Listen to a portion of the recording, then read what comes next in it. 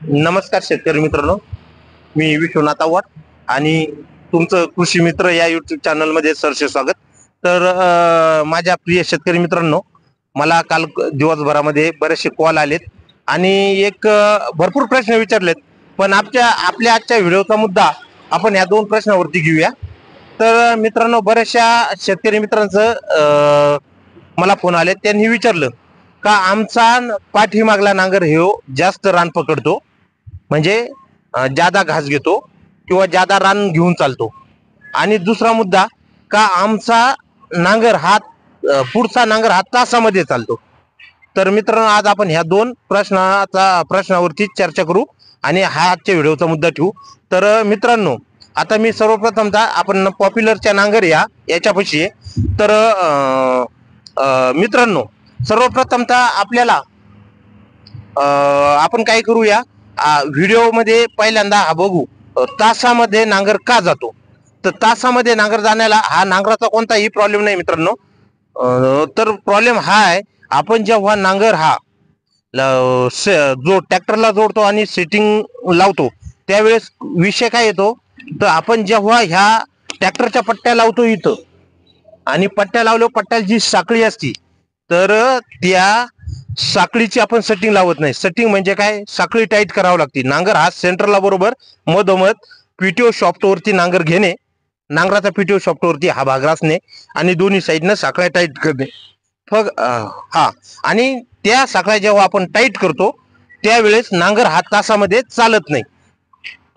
साखळ्या लूज असतील तर, निबार रान असेल तर, कडक रान असेल, हाड रान असेल, तर त्यावेळेस नांगर घुसायला तकलीफ होती आणि नांगर एक साईडला म्हणजे तासामध्ये घुसला जातो, त्या साईडला ढिसूळ रान राहतं आणि नांगराचा झोक हा तासाच्या बाजूने असतो.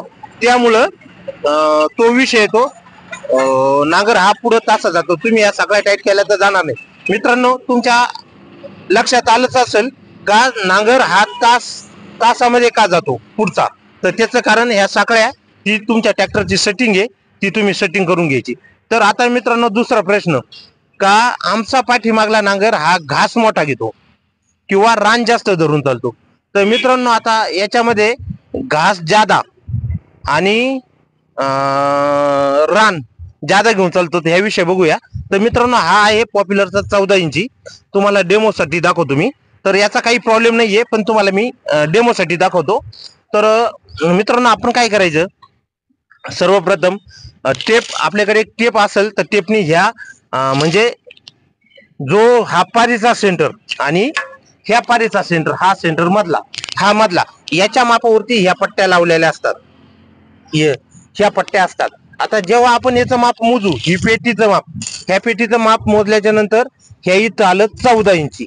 हा नांगर 14 इंची, तुमचा नांगर किती, 14 इंची. हा मुद्दा लक्षात घ्या, आपल्याला घास त्याशिवाय कळणार नाही. हा 14चा. मग आता जर हा तुमचा नांगर 14चा आहे, तर तुमचा घास कितीचा यायला पाहिजे धरून चालताना, 14चा धरून चालला पाहिजे. आता आपण 14चा घास धरतो का हे चेक कसं करायचं, तर हे आपण टेपनी मोजू. तर मित्रांनो, हा लहान पाटा आणि शेरपट्टीचा बाहेरचा भाग हा आपल्याला 14 इंच भरलं पाहिजे. तर मित्रांनो, यात एक गोष्ट, आणि हे एक 5 mm पर्यंत चालतं. ज्यादा कमी एक 5 mm किंवा 10 mm पर्यंत असेल तर ठीक आहे, पण त्यापेक्षा जास्त नकोय. तसं 10 mm पण नकोय, पण ठीक आहे सरासर.